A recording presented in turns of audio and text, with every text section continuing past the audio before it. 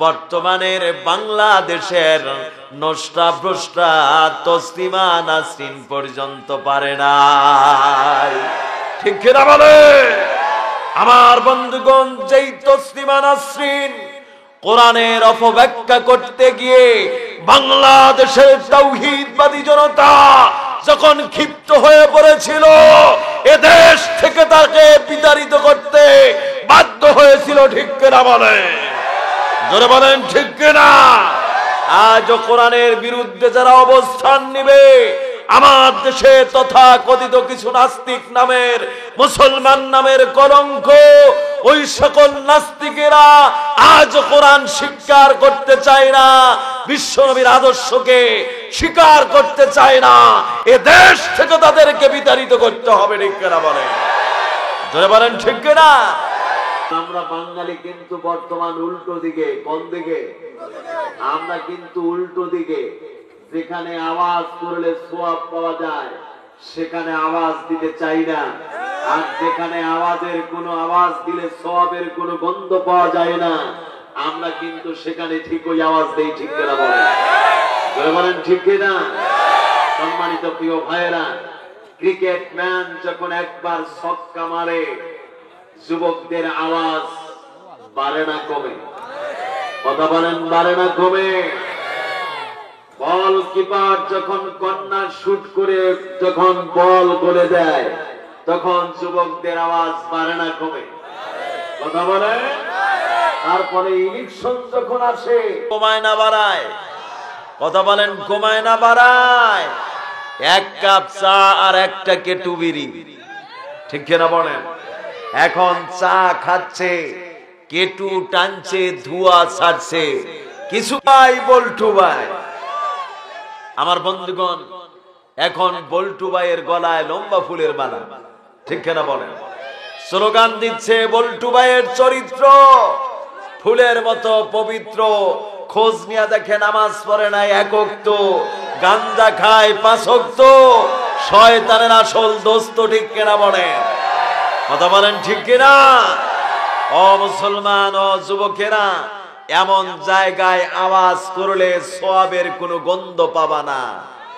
অতএব সওয়াব আছে যেখানে আমরা আছি, সেখানে সওয়াব আছে যেখানে আওয়াজ হবে সেখানে সওয়াব নাই, যেখানে আমরা নাই সেখানে আওয়াজ হবে না সেখানে। ঠিক কিনা বলেন? জোরে বলেন ঠিক কিনা? আমার বন্ধুগণ, রাসূল আকরাম সাল্লাল্লাহু আলাইহি ওয়াসাল্লাম বলেছেন, যেখানে আল্লাহ নামের তাকবীরের আওয়াজ হবে সেই জায়গায় কোনোদিন বাতিল শক্তি, শয়তানি শক্তি প্রতিষ্ঠিত হতে, জোরবান হতে। তো যেভাবে আওয়াজ দিচ্ছেন, আপনারা কি চান যে আজকের ময়দানে শয়তানি শক্তি, বাতিল শক্তি প্রতিষ্ঠিত হোক? এটা কি চান? কারা কারা চান না? একটু আল্লাহকে হাত তুলে দেখান। নারায়ে তাকবীর, নারায়ে তাকবীর। আল কোরআনের আলো, আল হাদিসের আলো, কোরআন হাদিস যেখানে, আলেম ওলামা যেখানে, হাফেজ কোরআন যেখানে, ইমাম মুয়াজ্জিন যেখানে, আল্লাহর ওলি যেখানে, মুসলমান যেখানে, আবু জেহেল যেখানে, বজ্রমালা যেখানে, কিরণমালা যেখানে, স্টার জালসা যেখানে, বামপন্থী যেখানে, রামপন্থী যেখানে, নারায়ে তাকবীর। মাশাআল্লাহ, জাযাকাল্লাহ, হায়াকাল্লাহ। আমার বন্ধুগণ, তাহলে অতীতে পারে নাই, বর্তমানেও পারবে না, ভবিষ্যতেও কোনোদিন কোরআনের মতো কোন আয়াত অথবা সূরা। আমার বন্ধুগণ, কোরআন নিজেই জবাব দিয়ে জানিয়ে দিচ্ছেন, فَإِن لَّمْ تَفْعَلُوا وَلَن تَفْعَلُوا তোমরা পারিবে না। ওয়ালান তাফালু, এখানে কিন্তু মুজারের পূর্বে লান শব্দ ব্যবহার করা হয়েছে। তার মানে হলো মুজারের পূর্বে যত জায়গায় লান শব্দ ব্যবহার করা হয়, এই পৃথিবীর এমন কারো সাধ্য নাই যে কোরআনের মতো কোন আয়াত অথবা সূরা বানাতে পারে। বলেন সুবহানাল্লাহ, সুবহানাল্লাহু আকবার। আমার বন্ধুগণ, কোরআনকে যদি আমরা এইভাবে করে প্রশ্ন করতে করতে আমাদের হায়াতের জিন্দেগি পুঁজি ফুরিয়ে যাবে, কিয়ামত হয়ে যাবে, কিন্তু কোরআনের জবাব দেওয়া কোনোদিন শেষ হবে না। এ তো সেই আল্লাহর কালাম, কিয়ামত পর্যন্ত প্রশ্ন করতে করতে প্রশ্ন শেষ হয়ে যাবে, কিন্তু জবাব। আমার বন্ধুগণ, কোরআনকে যদি আমরা বলি, কোরআন রে তোমারে কে শিখালো, তোমারে কে জানালো? সুবহানাল্লাহ বলেন। কোরআন কত সুন্দর করে জবাব দিচ্ছেন, আর রহমানু আল্লামাল কোরআন খলাকাল ইনসান আল্লামাহুল বায়ান। বলেন আল্লাহু আকবার, জোরে বলেন আল্লাহু আকবার। কোরআন জবাব দিচ্ছেন, ও দুনিয়ার মানুষেরা, আমারে শিক্ষা দিয়েছেন অতীব দয়াশীল সেই মেহেরবান সেই রহমান আমারে কোরআন শিক্ষা দিয়েছেন। খলাকাল ইনসান, এবং মানব জনগোষ্ঠীকে সৃষ্টি করেছেন আল্লামাহুল বায়ান, এবং কথা বলার কৌশলগত দিকগুলো শিক্ষা দিয়েছেন। সুবহানাল্লাহ পড়বেন না? আমাদেরকে কে সৃষ্টি করেছেন এবং কথা বলার কৌশল হিকমত কে শিখালেন? কথা বলেন। আমার বন্ধুগণ, আমরা যে ভাষায় কথা বলি এই ভাষার নাম কি? কথা বলেন। এই ভাষার নাম কি? আমাদের মায়ের ভাষা, আমাদের মাতৃভাষা বাংলা ভাষা। ঠিক কিনা বলেন? জোরে বলেন ঠিক কিনা? এই পৃথিবীতে এক নয় দুই নয় ৫,৫০০০-এর অধিক ভাষা বিদ্যমান রয়েছে। সুবহানাল্লাহ বলবেন না? আল্লাহ পাক দুনিয়ার সমস্ত ভাষা তিনি বোঝেন এবং জানেন। আল্লাহু আলাম, তিনি সব জানতে পারেন। সুবহানাল্লাহ বলবেন না? তাহলে পৃথিবীর যত ভাষা আছে সব ভাষাগুলো পবিত্র এবং আমানত। সব ভাষা কি? পবিত্র এবং আমানত। আমার বন্ধুগণ, পৃথিবীর এমন কোন রাষ্ট্রে নাই যে ভাষার জন্য তারা জীবন দিয়েছে। এরকম ইতিহাস কি কোন রাষ্ট্রে পাওয়া গেছে? কিন্তু আমার দেশে সেই রফিক, জব্বার, বরকত, সালাম কলিজার রক্ত দিয়ে আমাদের মাতৃভাষাকে এই বাংলার জমিনে উড্ডয়ন করে রেখেছেন। ঠিক কিনা বলেন? জোরে বলেন ঠিক কিনা? আমরা সেই শহীদদের জন্য দোয়া করি, আল্লাহ পাক তাদেরকে উচ্চ মাকাম দান করেন। সকলে বলি আমিন। জোরে বলেন আমিন। লাগে, কষ্ট লাগে। আমার দেশে কলেজ, বিশ্ববিদ্যালয়, ইউনিভার্সিটি থেকে শুরু করে যত বিদ্যাপীঠ আছে সব জায়গায় ভাষাবিদদের স্মরণের জন্য আজ শহীদ মিনার প্রতিষ্ঠিত হয়েছে। ঠিক কিনা বলেন? তাদের স্মরণের জন্য। কিন্তু লক্ষ্য করবেন, আমার দেশের কিছু সোনার ছেলে আর সোনার মেয়েরা দেখবেন সারাদিন জোড়ায় জোড়ায় বসে উলঙ্গপনা ভাবে শহীদ মিনারে বসে বসে কি যে বকবকুম করে আল্লাহই জানে। আমরা প্রশাসনকে জানাতে চাই, কলেজ কর্তৃপক্ষকে জানাতে চাই, আপনার সেখানে নজর দিন, নজর সেখানে রাখুন, নজর অন্যদিকে দেন না। ঠিক কিনা বলেন? জোরে বলেন ঠিক কিনা?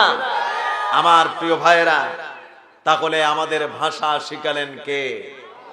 কথা বলেন কে? আমার বন্ধুগণ, কোরআনকে যদি বলি, কোরআন রে তুমি পৃথিবীতে একেবারে এসেছো না, ক্রমান্বয়ে এসেছ।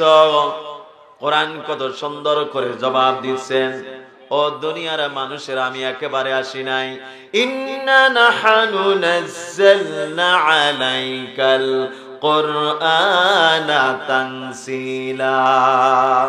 বলেন আল্লাহু আকবার।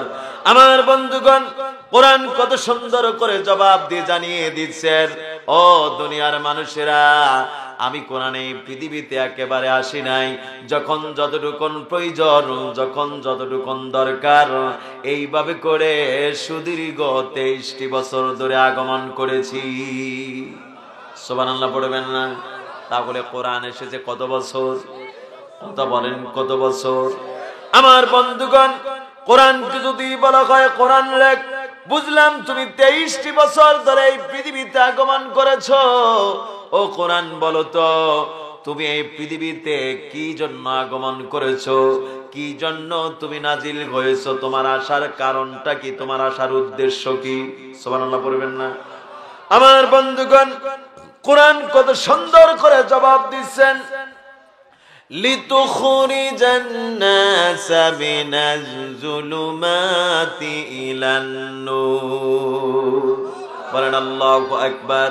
আমার বন্ধুগণ, কোরআন কত সুন্দর করে জবাব দিয়ে জানিয়ে দিচ্ছেন, ও দুনিয়ার মানুষেরা, আমি কোরআনে পৃথিবীতে এই জন্য আগমন করেছি, মানুষকে অন্ধকার সমাজ থেকে আলোর সমাজে বের করার জন্য। সুবহানাল্লাহ পড়েন। তাহলে কোরআন এসেছে কিসের জন্য?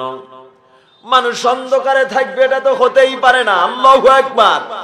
আমার প্রিয় ভাইয়েরা, কোরআন এসেছে মানুষকে অন্ধকার সমাজ থেকে আলোর সমাজে বের করার জন্য, আমাদেরকে আলো দেওয়ার জন্য। ঠিক কিনা বলেন? জোরে বলেন, ঠিক কিনা? কিন্তু এক শ্রেণীর মানুষ নামের কলঙ্ক, কোরআনের আলো তাদের সহ্য হয় না। ঠিক কিনা বলেন? কোরআনের কথা শুনলে গায়ে আগুন ধরে যায়। কোরআন সহ্য হয় না, ইসলাম সহ্য হয় না, রাসূলের আদর্শ সহ্য হয় না, এমন শ্রেণীর মুসলমান আমার দেশে আছে কিনা? কথা বলেন, আছে কিনা? টুপি দাড়ি দেখলে গায়ে আগুন ধরে যায়। ঠিক কিনা বলেন? আমার বন্ধুগণ, এদের তো কোরআনের আলো সহ্য হবে না, কোরআন পছন্দ হবে না। আমার বন্ধুগণ, এই পৃথিবীতে কিছু সৃষ্টিকুল আছে, লক্ষ্য করবেন, কিছু প্রাণী জগৎ আছে, এরা কিন্তু দিনের আলো পছন্দ করে না। ঠিক কিনা বলেন? জোরে বলেন, ঠিক কিনা? এই প্রাণীগুলো আপনাদের দেশে আছে কিনা? কথা বলেন, আছে কিনা? নামগুলো কি বলা যাবে? কথা বলেন। সামসিকে আছে কিনা? সাম্বাদুর আছে কিনা? হুতুম পেশা আছে কিনা? খেকশিয়াল আছে কিনা? মব্বাওরা আছে কিনা? আমার বন্ধুগণ, এরা কিন্তু দিনের আলো পছন্দ করে না, দিনের আলো সহ্য করতে পারে না, এরা রাতের অন্ধকার কিন্তু পছন্দ করে। ঠিক কিনা বলেন? আমার বন্ধুগণ, যার কারণে এদেরকে দিনের বেলা খোঁজ নিয়েও পাওয়া যায় না। সন্ধ্যা যখন ঘনিয়ে আসে, কোত্থেকে যেন শিকা এসে শিক শুরু করে দেয়। বাদুর চলাচল করে, সাম্বাদুর চলাচল করে। আমার বন্ধুগণ, লক্ষ্য করবেন আমার প্রিয় ভাইয়েরা, যাদের কোরআনের আলো সহ্য হয় না, কোরআনের ভাষায় তাদেরকে জানাতে চাই, এরা হলো সামসিকার বাদশা, হুতুম পেশার দল। ঠিক কিনা বলে? জোরে বলেন, ঠিক কিনা? যাদের কোরআন সহ্য হয় না, যাদের ইসলাম সহ্য হয় না, এরা হলো সামসিকার গোষ্ঠী। ঠিক কিনা বলেন? যার কারণে কোরআনের মাহফিল বন্ধ করে দেয়, যার কারণে কোরআনের মাহফিলে 144 জারি করে দেয়। কিন্তু বর্তমানে আপনারা খুশি হয়ে যাবেন, বাংলাদেশে আর মাহফিল বন্ধ হচ্ছে না। আমরা ওসি মহোদয়দেরকে স্বাগতম জানিয়েছি, মোবারকবাদ জানিয়েছি। বাংলাদেশের সমস্ত ওসিরা অধিকাংশ জায়গায় কোরআনের মাহফিল করার জন্য অনুমতি দান করছে। বলেন সুবহানাল্লাহ, সুবহানাল্লাহু আকবার। কিন্তু কিছু অজাতের কুজত এটা থাকবেই। ঠিক কিনা বলেন? জোরে বলেন, ঠিক কিনা?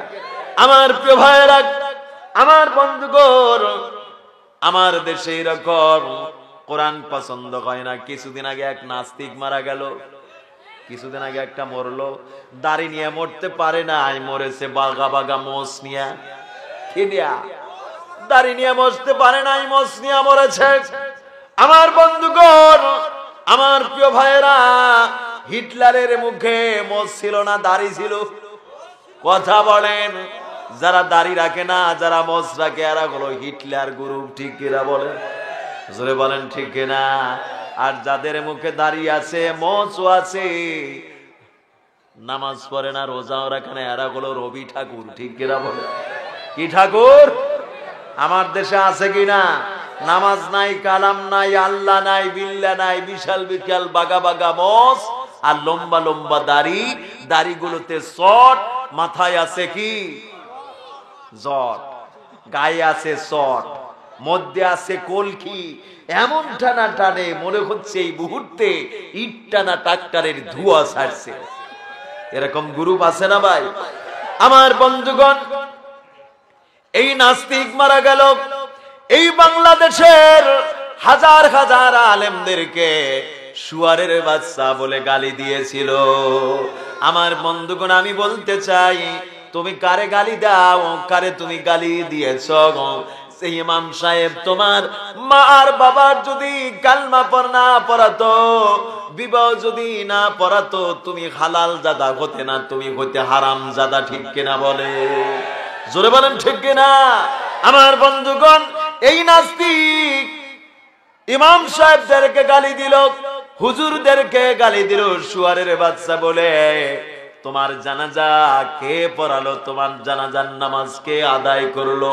আমার বন্ধুগণ, সেই হুজুর দ্বারাই তোমার জানাজা পড়া নিতে হলো। আমার বন্ধুগণ, এইরকম নাস্তিক আমার দেশে আছে কিনা? কোরআন সহ্য হয় না, ইসলাম সহ্য হয় না। আমার বন্ধুগণ, কিছু নাস্তিক ছিল, আপনারা লক্ষ্য করেছেন, ফজরের আজান তাদের ভালো লাগে না, সহ্য হয় না। ফজরের আজান নাকি তার কাছে বেশ্যার মতো মনে হতো, বেশ্যার আহ্বানের মতো মনে হতো। এরকম কবি আমার দেশে ছিল কিনা? কথা বলেন, ছিল কিনা? ইসলাম সহ্য হয় নাই, কোরআন সহ্য হয় নাই, বেঈমান হয়ে মারা গেল, ইসলাম নিয়ে মরতে পারে নাই। আমার বন্ধুগণ, এই কবি সাহেব যখন মারা গেল, কবি সাহেবের লাশ যখন দেশে আসতে শুরু করেছে, ঢাকা বিশ্ববিদ্যালয়ের কেন্দ্রীয় মসজিদের ইমাম ছিলেন নোয়াখালী মানুষ। সুবহানাল্লাহ বলেন। আমার প্রিয় ভাইয়েরা, নোয়াখালী মানুষের কিন্তু ইমান একটু আমাদের চাইতে বেশি পাকাপোক্ত। ঠিক কিনা বলেন? আমার বন্ধুগণ, উনি চিন্তা করলেন, এই কবি সারা জীবন ইসলাম সহ্য করলো না, কোরআন সহ্য করতে পারলো না, এমনকি ফজরের আজানকে বেশ্যার আহ্বানের সঙ্গে তুলনা করে। আমার চাকরি আর থাক আর যাক, এই কবি সাহেবের জানাজা, নাস্তিকের জানাজা আমি পাদাই করব না, এই নাস্তিকের জানাজা আমি পড়াবো না। সুবহানাল্লাহ বলেন। উনি বাড়ির দিকে রওনা করেছে। আমার বন্ধুগণ, কবি সাহেবের লাশ যখন আসতে শুরু করেছে, প্রিয় ভাইয়েরা, যখন লাশ ঢাকা বিশ্ববিদ্যালয়ের কেন্দ্রীয় মসজিদে চলে আসলো, ইমাম সাহেবকে কমিটি কর্তৃপক্ষ ফোন করে বলছে, হুজুর আপনি কই? কবি সাহেবের লাশ এসেছে, জানাজা পড়াতে হবে। আমার প্রিয় বন্ধুগণ, ইমাম সাহেব বললেন, আমি তো বাড়ির দিকে। আপনি কেন বাড়ির দিকে? বলছে আমি অসুস্থ। বলছে আপনি কি অসুস্থ? কয় আমি কি অসুস্থ তা বলতে পারি না। সুবহানাল্লাহ বলবেন না? মুয়াজ্জিন সাহেব চিন্তা করছে, ইমাম সাহেব জানাজা না করার সিদ্ধান্ত নিয়েছে। এই নাস্তিকের, যেই নাস্তিক ফজরের আজান সহ্য করতে পারলো না, আমি মুয়াজ্জিন এই নাস্তিকের জানাজা পড়াবো না। মুয়াজ্জিন সাহেব তখন ভাগতেছে। কমিটি কর্তৃপক্ষ মুয়াজ্জিন সাহেবকে বলছে, মুয়াজ্জিন সাহেব কই যান? বলছে ইমাম সাহেব যেখানে আমিও সেখানে। সুবহানাল্লাহ বলবেন না? আমার বন্ধুগণ, কমিটি কর্তৃপক্ষ মুয়াজ্জিন সাহেবকে বলছে, হুজুর, ও মুয়াজ্জিন সাহেব যাওয়া যাবে না, কবি সাহেবের জানাজা পড়াতে হবে। এক পর্যায়ে বাধ্য হয়ে মুয়াজ্জিন সাহেব যখন নাস্তিকের জানাজা পড়ালেন, পরের দিন পেপার পত্রিকায় আপনারা দেখতে পেরেছিলেন কি ঝড় তুফান শুরু হলো। মুয়াজ্জিন সাহেবকে বলছে, ও মুয়াজ্জিন সাহেব, আপনি এত বড় ভালো মানুষের জানাজা কেমনে আদায় করলেন, যেই মানুষ ফজরে আজান সহ্য হলো না? আমরা বলি, তোমার তো ফজরে আজান ভালো লাগবে না, সারা জীবন বিশ্ববিদ্যালয়ে পড়াশোনা করেছো, আর তেঁতুলের চাটনাই খাইছো, আর প্রেম প্রীতি করেছো, আর বেশ্যাখানা আড্ডা দিয়েছো, যার কারণে তোমার ফজরে আজান সহ্য হয়েছিল না। ঠিক কিনা বলেন? আমার বন্ধুগণ, মুয়াজ্জিন সাহেব তখন বাধ্য হয়ে জানাজার নামাজে দাঁড়িয়ে গেলেন। নামাজ যখন শেষ হয়ে গেল, পেপার পত্রিকায় কি হলো, ঝড় তুফান শুরু হলো। ও মুয়াজ্জিন সাহেব এত বড় ভালো মানুষের জানাজা কেমনে পড়ালেন? মুয়াজ্জিন সাহেব বিবৃতি দিয়ে বললেন, জাতির উদ্দেশ্যে বললেন, ও জনগণ, ও মুসলিম মিল্লাত, আমি আমার ইচ্ছা মতো জানাজার নামাজ আদায় করি নাই, আমি বাধ্য হয়ে নামাজ আদায় করেছি। কিন্তু ভালো করে শুনে নেন, আমি শুধু জানাজার ময়দানে 4টা তাকবীর বলেছি, কিন্তু দোয়া কালাম কিছু পড়ি নাই। সুবহানাল্লাহ পড়বেন না? গোটা পৃথিবীর মুসলিম মিল্লাত তাওহীদবাদী আলেম ওলামা সিদ্ধান্ত নিয়েছে, নাস্তিক মুরতাদ বেঈমানেরা যখন মারা যাবে, জানাজায় যেতে পারে শুধু সামাজিকতা রক্ষার জন্য, কিন্তু দোয়া কালাম কিছু পড়বে না। সুবহানাল্লাহ পড়বেন না? সুবহানাল্লাহু আকবার। এরকম নাস্তিক আমার দেশে এখনো আছে কিনা? কথা বলেন, আছে কিনা? আরে ভাই, কিছুদিন আগে টুপি দাড়ি দেখলেই জঙ্গি জঙ্গি জিকির করতো, এরকম কিছু ছিল না? টুপি দাড়ি দেখলেই জঙ্গি জঙ্গি জিকির। এদের মুখে কিন্তু বর্তমান চুনকালি পড়েছে, কারণ প্রধানমন্ত্রী যখন বিবৃতিতে বলেছিলেন, আমরা মনে করতাম যেহেতু মাদ্রাসায় পড়ে গরিব মানুষের সন্তানেরা, ঠিক কিনা বলেন? আসলে মাদ্রাসায় গরিব মানুষের সন্তানের পড়ে কিনা দেখবেন, গরিব মানুষের সন্তানের সবচাইতে বেশি মাদ্রাসায় পড়ে। ধনীরা কিন্তু মাদ্রাসায় দেয় না। ধনীরা মাদ্রাসায় দেয় কোনটা? যেটা একটা চোখ কানা, একটা হাত ভাঙা, পাও লুলা, নাক দিয়ে শিকান পড়ে, হাত দিবে এই দিক, হাত যায় এই দিক, এইগুলো মাদ্রাসায় দিয়ে আসে আর বলে ফি সাবিলিল্লাহ, আল্লাহর জন্য দিয়ে আসলাম। সত্য কিনা বলেন? কিন্তু ইদানিং কমেছে, ইদানিং ধনীরাও কিন্তু মাদ্রাসায় দেওয়া শুরু করেছে। ইদানিং ধনীরাও কিন্তু মাদ্রাসায় দিচ্ছে। কারণটা কি? ওই কলেজ বিশ্ববিদ্যালয় যখন পড়াশোনা করছে, সোনার ছেলেরা দাঁড়িয়ে দাঁড়িয়ে পেটসাপ করে, মদ পান করে, ঢোকে ঢোকে বোতলকে বোতল খেয়ে চিৎপাটাং হয়ে পড়ে থাকে, আর বাড়িতে এসে বাবাকে যখন বলে ক্যারে শালা, তখন অবস্থা কি? এখন কিন্তু মাদ্রাসায় দেওয়া শুরু করেছে। সুবহানাল্লাহ পড়বেন না? আমি কিছুদিন আগে কুড়িগ্রাম মাহফিল করতে গেলাম দিনের বেলা। একজন লয়ার, একজন আইনজীবী, উনি প্রধান মেহমান ছিলেন। তো উনি আমাকে বলছে, হুজুর আমি তো হয়তো বেশিক্ষণ থাকতে পারবো না, আমার জন্য দোয়া করবেন এবং আমার সন্তানের জন্য দোয়া চাই। আমি চিন্তা করলাম, এত বড় একজন জজ, একজন আইনজীবী দোয়া চাচ্ছেন সন্তানের জন্য, আমি দোয়া করলাম আল্লাহ পাক আপনার সন্তানকে যেন বড় ব্যারিস্টার বানায় দেন। উনি তখন বলছে, হুজুর আপনি দোয়া করবেন আমার সন্তানের জন্য, আমার সন্তান বর্তমান 28 পারা কোরআনের হাফেজ হয়েছে। সুবহানাল্লাহ পড়বেন না? আমার প্রিয় বন্ধুগণ, আমি জজ সাহেবকে বললাম, জজ সাহেব কিছু তো বুঝলাম না, আপনি এত বড় একজন আইনজীবী, এত পড়াশোনা করেছেন, সন্তানকে মাদ্রাসায় দিয়েছেন, ব্যাপারটা কি? উনি বলছেন, হুজুর আমি আইনের উপর অনেক পড়াশোনা করেছি, আমি আইনের উপর থিসিস করেছি, আমি পিএইচডি করেছি, ডক্টরেট ডিগ্রি করেছি, আমি ক্যালকুলেশন করে দেখতে পেরেছি কোরআন ছাড়া বিকল্প কোনো পথ নাই। সুবহানাল্লাহ পড়বেন না? জোরে বলেন আল্লাহু আকবার। আমার প্রিয় বন্ধুগণ, তো প্রধানমন্ত্রী বলেছিলেন যে আমরা মনে করেছিলাম যে গরিবেরা মাদ্রাসায় পড়ে, হয়তো তারা টাকার প্রলোভনে পড়ে তারা জঙ্গি করতে পারে, কিন্তু আসলে তো একটাও জঙ্গি না। সুবহানাল্লাহ পড়বেন না? আমার বন্ধুগণ, জঙ্গি যারা করলো তদন্ত করে দেখা গেল তারা নামি দামি কলেজ বিশ্ববিদ্যালয়ের ছাত্র, ঠিক কিনা বলেন?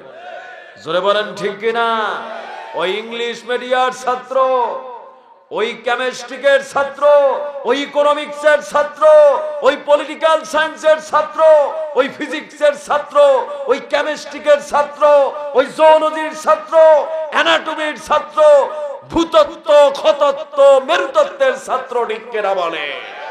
জোরে বলেন ঠিক কিনা? এরা কোরআনের আসল শিক্ষা নিতে পারে নাই। এরা হলো পশ্চিমের সাদা কুত্তা দলেদের, ইহুদিদের দালাল, এরা হলো খ্রিস্টানদের দালাল, ঠিক কিনা বলে? আজ পশ্চিমা সাদা কুত্তার দলেরা গোটা পৃথিবীতে সমস্ত মুসলিম রাষ্ট্রকে তারা জঙ্গিবাদ বানাতে চায়, সন্ত্রাস বানাতে চায়, ঠিক কিনা বলে? জোরে বলেন ঠিক কিনা? মুসলমান কখনো সন্ত্রাস করে না, মুসলমান কখনো জঙ্গিবাদ করে না। জঙ্গিবাদ যারা করছে ওই পশ্চিমা সাদা কুত্তার দলেরা, ঠিক কিনা বলে?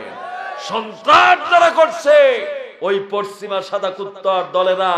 আমার বন্ধুগণ, আমাদের কলিজার টুকরা রাষ্ট্র ইরান এক থাপ্পড় দিয়ে ডোনাল্ড ট্রাম্প আমেরিকাকে দমিয়ে দিয়েছেন, ঠিক কিনা বলে? জোরে বলেন ঠিক কিনা? মাথা উঁচু করে দাঁড়ানোর শক্তি আমেরিকা হারিয়ে ফেলেছে, আর মাথা উঁচু করতে পারবে না।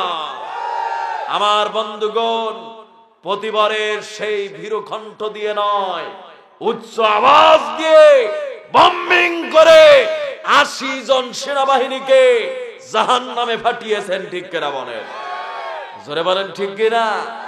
মুসলিম রাষ্ট্র যদি এক হয়ে যায়, ইহুদির বাচ্চারা, খ্রিস্টানেরা মাথা উঁচু করার কোনো জায়গা পাবে না, পৃথিবী থেকে তারা পালানোর জায়গা পাবে না। সামনের পৃথিবী হলো মুসলমানদের পৃথিবী, ঠিক কিনা বলেন? সামনে বাংলাদেশ হলো মুসলমানদের বাংলাদেশ। আমরা বাংলাদেশের পার্লামেন্ট, কোরআনের পার্লামেন্ট চাই, ঠিক কিনা বলে? জোরে বলেন ঠিক কিনা? আল্লাহ বাংলার জমিনের পার্লামেন্টকে তুমি কোরআনের পার্লামেন্ট বানিয়ে দাও। আমার বন্ধুগণ, আমার প্রিয় ভাইয়েরা, আমি যে কথা বলতেছিলাম,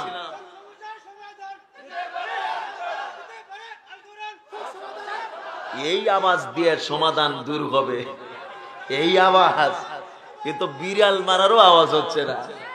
বাঘ মারবেন কি দিয়ে? একটু আওয়াজ করতে হবে।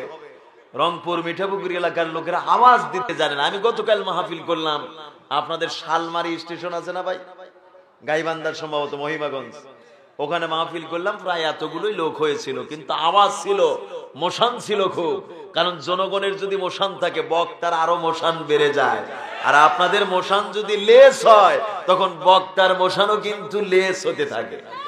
এই জন্য যত মোশান দিবেন, আলোচনার গতি তত বাড়বে, ঠিক কিনা বলেন? জোরে বলেন ঠিক কিনা? তাহলে কি একটু আওয়াজ দেওয়া যাবে? যাবে যাবে যাবে। আরো জোরে বলি ইনশাআল্লাহ। একটু মাঝে মাঝে সুবহানাল্লাহ, আলহামদুলিল্লাহ এগুলো আওয়াজ করলে সগীরা গুনাহ ঝরে যায়, আমলনামায় অসংখ্য সওয়াব লিখে দেওয়া হয়। আমরা কিন্তু আল্লাহকে ভুলে যাই। বিপদ মুসিবত যখন আসে তখন আল্লাহকে ভুলি না, ঠিক কিনা বলেন? তখন আল্লাহকে ডাকি।